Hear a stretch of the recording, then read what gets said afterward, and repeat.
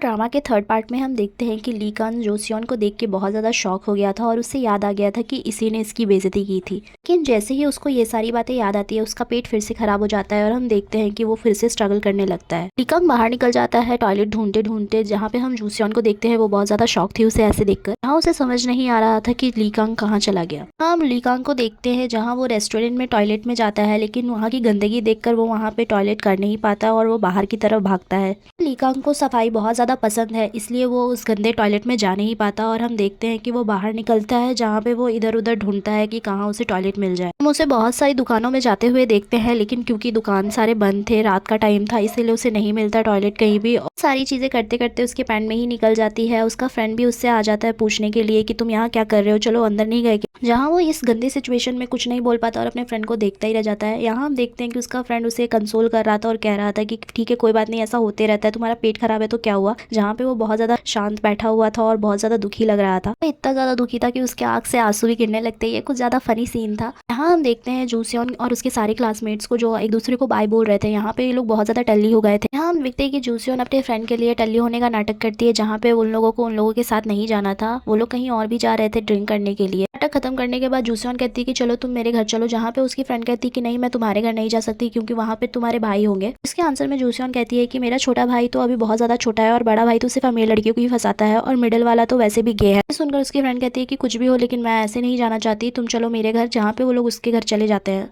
Scene shift होता है, हम जूसियन के बड़े भाई को देखते हैं जो एक बार में था, जहाँ पे वही लड़की जिसने जूसियन को सबसे फर्स्ट में मारा था वो आती है और कहती है कि वो तुम्हारी बहन थी, मुझे पता नहीं था। लेकिन वो कहता है कि मेरी बहन को तुम ऐसा कैसे मार सकती हो, और वो वहाँ से चला जाता है। हाँ, उसके बड़े भाई का फ्रेंड उससे पूछता है कि तुमने इस लड़की के पीछे इतना टाइम वेस्ट किया था, अब तुम ये लड़की क्यों नहीं चाहिए। जहाँ पे वो कहता है कि ये लड़की बहुत ज्यादा चिपकू बन रही है और मुझे ऐसी लड़कियां पसंद नहीं। फिर हम उसे होटल के बाहर देखते हैं जहाँ पे वो अपना कार का इंतजार कर रहा था, लेकिन वहाँ पे हम एक औरत को देखते हैं जो कि बहुत ज्यादा सुंदर होती है और आपको याद होगा तो ये ली कांग की बहन थी। कांग की बहन उसे बटलर समझकर उसे कार की चाबी दे देती है और कहती है कि मेरे कार को पार्क कर दो। जहाँ पे वो बहुत ज्यादा शॉक हो जाता है और कहता है कि तुम बोलना क्या चाहती हो। जहाँ पे वो उसे पैसे भी दे रही थी, लेकिन उसका भाई उसको बस घूर रहा था। जहाँ पे हम देखते हैं कि बटलर उसका कार ले आता है, जिसे देखकर वो भी शॉक हो जाती है। यहाँ उसे अपनी गलती का रियलाइजेशन हो जाता है, जहाँ पे हम देखते हैं कि वो उसे कहता है कि तुम्हें इज्जत करनी चाहिए सबकी, तुम ऐसे किसी को कुछ भी नहीं बोल सकती। भाई इस एनकाउंटर से तो हमें यही समझ में आता है कि कुछ तो लव एंगल इन दोनों के बीच दिखाया जाने वाला है, जो कि बहुत ज्यादा इंटरेस्टिंग होने वाला है। उसके भाई की बातें सुनकर वो मुस्कुराने लगती है और यहीं पे उसका भाई भी उसे देख रहा था अंदर जाते हुए।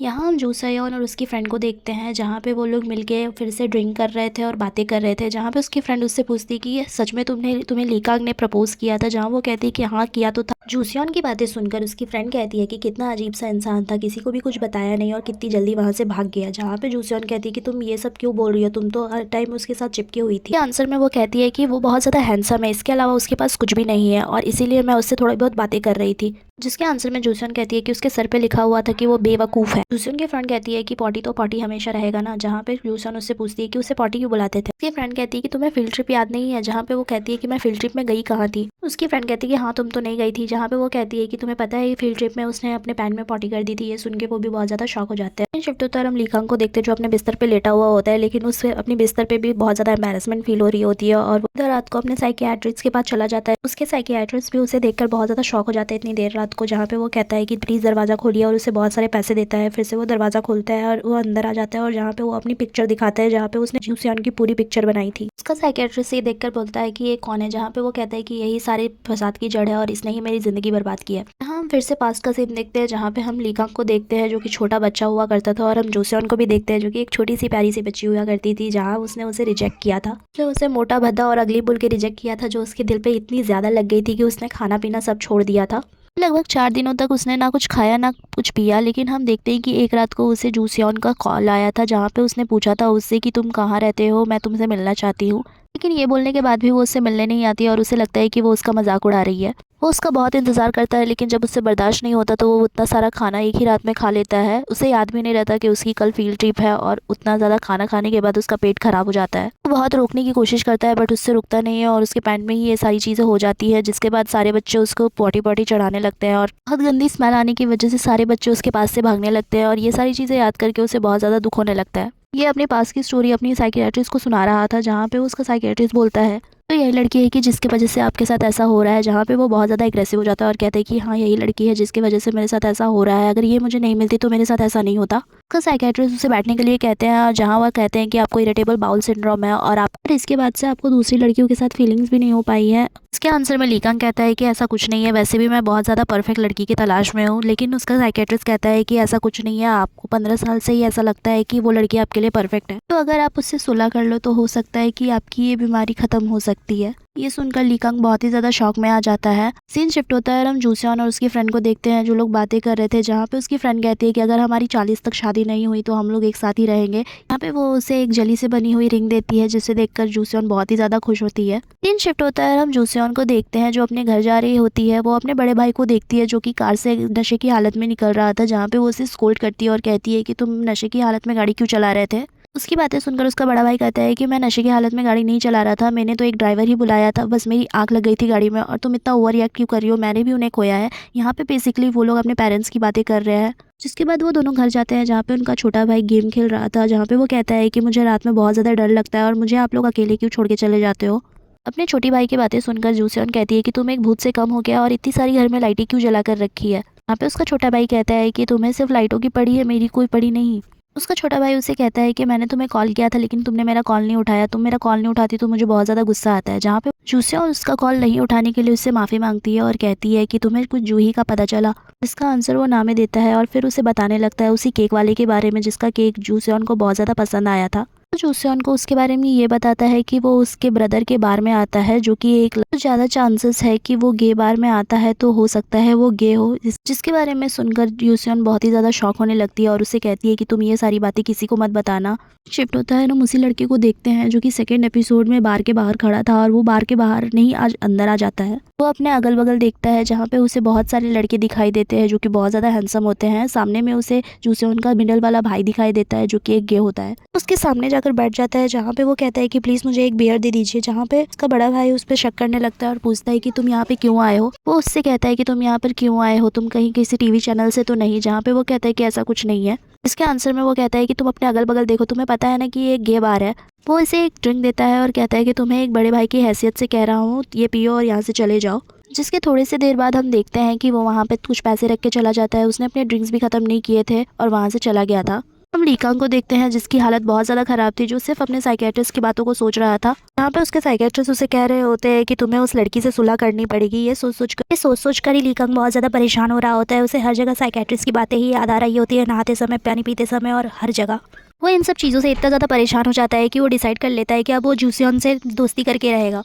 सीन शिफ्ट होता है, हम जू युन सुग को देखते हैं जो कि वहाँ पे स्कूल पे डॉक्टर था। जूसियन से बातें करने का मौका खोज रहा था। वो जूसियन को रोकता है और पूछता है कि आपको तो जूही अभी तक नहीं मिली ना। यहाँ पे जूसियन को वो एक चॉकलेट देता है जहाँ पे वो पूछती है कि ये किस लिए, अगर आप ये फ्लावर पॉट के लिए कर रहे हो तो मैं उसके लिए बिल्कुल भी गुस्सा नहीं हूँ, तो आप इसकी चिंता मत करो। लेकिन वो कहता है कि मेरे पास ये बहुत दिनों से पड़ी हुई थी और वैसे भी ये बहुत ज़्यादा टेस्टी है, इसलिए मैंने सोचा कि शेयर करूँ। जो सुन के उसको बहुत ज़्यादा कन्फ्यूजन होता है कि वो उसको चॉकलेट क्यों दे रहा था, लेकिन वो ले लेती है और यहाँ पे वो चला जाता है। जिसके तुरंत बाद जूसियन की फ्रेंड वहाँ आ जाती है और जूसियन से पूछने लगती है कि ये उसने तुम्हें किस लिए दिया है। जहाँ पे वो कहती है कि लगता है ये मेरा मजाक उड़ा रहा है, फ्लावर पॉट के बाद ये रख लो तुम। जूसियन वो स्निकर्स वाले चॉकलेट अपने फ्रेंड को देकर वहाँ से चली जाती है। सीन शिफ्ट होता है और हम ली कांग और उसकी फैमिली को देखते हैं जहाँ पे वो लोग बातें कर रहे थे। उसकी दादी उससे कह रही होती है कि तुम इसमें से सारे प्रोफेशन में से कोई एक चुन लो और जाके वहाँ पे अपना ऑफिस बना लेना। जहाँ पे हम लोग देखते हैं कि वो बेसिकली चाहते थे कि वो साउथ कोरिया में ही रहे, ना कि कहीं और जाए। वहाँ पे ली कांग के बहुत मना करने के बाद भी उसकी दादी उसे बहुत ज़्यादा फोर्स करती है। उसकी दादी के इतने ज़्यादा फोर्स करने के बाद उसे 1 साल के लिए कॉन्ट्रैक्ट में आना ही पड़ता है। जैसे ही ली कांग 1 साल के कॉन्ट्रैक्ट में आने के लिए तैयार हो जाता है, वैसे ही उसकी दादी और उसकी माँ डिसाइड करने लगते हैं कि 1 साल में इसकी शादी करा देंगे। यहाँ सीन शिफ्ट होता है, हम जूसियन के छोटे भाई को देखते हैं जो अपने एकेडमी की तरफ जा रहा था। उसका फ्रेंड जो उसके साथ चल रहा था उसकी तारीफ करते हुए कहता है कि अगर तुम इतने ज़्यादा हैंडसम नहीं होते तो हो सकता है कि वो लोग तुम्हें नहीं लेते, क्योंकि तुम उतना अच्छा डांस और सिंगिंग नहीं कर पाते। तुम इतने ज़्यादा हैंडसम हो, इसीलिए मुझे लगता है कि वो तुम्हें सिलेक्ट कर लेंगे। यहाँ पे उसका भाई कहता है कि तुम मेरी तारीफ कर रहे हो या मेरी बेइज्जती। हम देखते हैं कि जूसियन के भाई को जूही देखती है, जहाँ पे वो अपने फ्रेंड को बोलकर चला जाता है कि तू जा आगे, मैं जाता हूँ। यहाँ हम देखते हैं जूही को, जिसको बहुत दिनों से जूसियन ढूंढ रही थी। हम देखते हैं कि जूसियन के छोटे भाई को वो जूही मिल जाती है, जहाँ पे वो कहता है कि तुम्हें मेरी बहन बहुत दिनों से ढूंढ रही है और तुम यहाँ पे काम कर रही हो। वो कहती है कि मैं कुछ भी करूँ तुम्हें क्या, और वहाँ से चली जाती है। वो उसको रोकता है बट वो नहीं सुनती। उसके बाद हम देखते हैं कि वो उसकी स्कूटी की फ़ोटो अपनी बहन को सेंड कर देता है, जहाँ पे उसकी बहन को पता चल जाता कि वो कहाँ पे काम कर रही है और वो उसके पीछे पीछे चली जाती। हम ये भी देखते हैं कि उसको ऐसा करते हुए उसका फ्रेंड देख लेता है जो वहाँ से गया नहीं था और उसे देख रहा था। दिन शिफ्ट होता है, हम उसी वियर्ड लड़की को देखते हैं जो बहुत सारे पैसे लेकर घूम रही थी। यहाँ हम देखते हैं कि जूही उसे चिकन डिलीवरी करने के लिए आई थी, क्योंकि वो चिकन डिलीवरी करने वाले में काम कर रही थी। वो इतने सारे चिकन लेकर आई थी, जहाँ पे हम देखते हैं कि वो अकेले खाने के लिए इतना सारा चिकन मंगा कर रखी थी। वो उसको भी खाने के लिए दे रही थी और कह रही थी कि इसमें अलग अलग टेस्ट आता है, इसीलिए मैं चाहती थी कि मैं बहुत सारे टेस्ट वाले चिकन खाऊं। जूही कहती है कि मुझे ये चिकन नहीं खाना, आप मेरे पैसे दे दो। जहाँ पे वो अपना बैग खोलती है, जहाँ पे हम देखते हैं कि इतने सारे पैसे। यहाँ जूही भी देख के उसको बहुत ज़्यादा शौक हो जाती है कि उसके पास इतने सारे पैसे थे। वो वियर्ड लड़की स्टाइल में पैसे निकालती है और जूही के सामने रख देती है। जूही का मुंह खुला का खुला रह जाता है और वो देखती है कि इतने सारे पैसे उसके बैग में थे।